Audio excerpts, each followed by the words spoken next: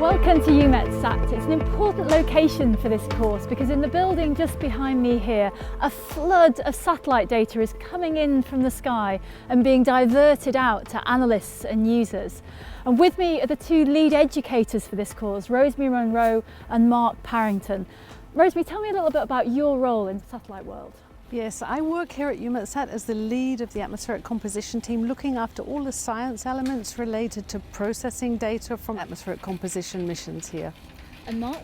And I work at the European Centre for Medium Range Weather Forecasts, where we run atmospheric composition forecasts using the data we get from UMETSAT and other places.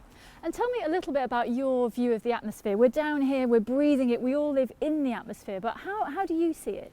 I have a view that's looking down from above because I come from the satellite world, but really what we're trying to get at is the part of the atmosphere that's relevant to us, and that could be here, what we breathe, what we see when we look out on a hazy day, or it could be things happening higher up in the atmosphere. That's also important to what we have done here at the ground. And what do you see when you look out at the sky?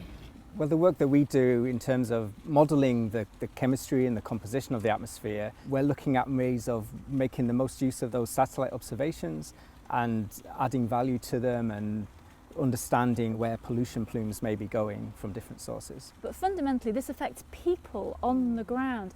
Tell me a little bit about the different ways in which our society is affected by what's in our atmosphere and what it does.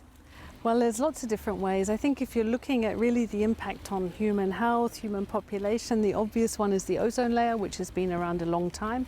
That affects the UV that we're exposed to. It affects skin cancer rates, which we all know.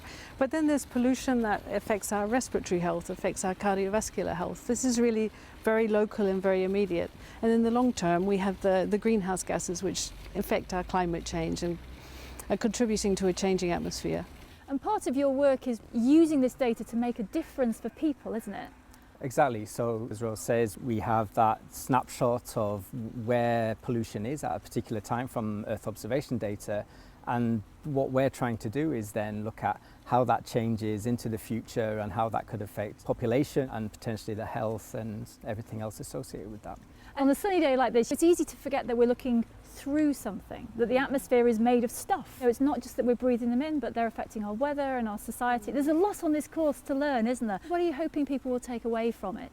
If people come away with the sense of a very large complex system where we have many contributing elements, where we have data, where we have models, where we have assimilating the two, so that's putting them together to make forecasts and make products that help the public, that help policymakers, and they get a sense of the complexity of it, that will be very good. That will be very nice to see. And Mark, what do you hope people will take away about the future of satellite observation? More and more satellites are going up. This is becoming routine rather than just a special satellite once in a while. In the world of big data, there's so much data now, we really need to be smart with how we use this and developing applications for people to take our data. This data is being made free for everybody. There are real world applications for measuring these pollutants using satellites and then combining them with essentially a weather forecast model for understanding where that pollution gets distributed over the short term, because it can really, as Rose says, affects human health and other sectors at the surface. And I would hope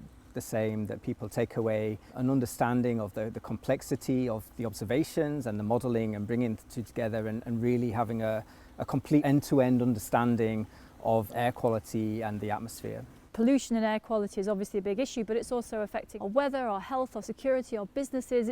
It's not just a niche interest, is it? It's really, really broad. What we shouldn't forget is the whole Earth system, if you like, is interconnected, and what happens in different activities at the surface affects the air quality, and this can feed back onto the weather.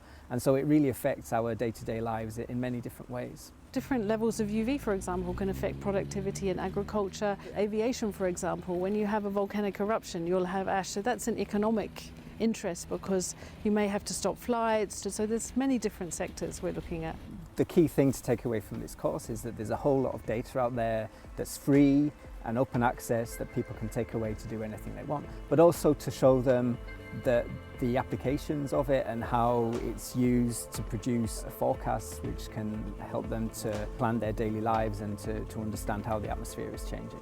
So even though we look through the sky, we don't see anything directly, actually there is a huge amount to see up here, and that's what we're going to be learning about on this course.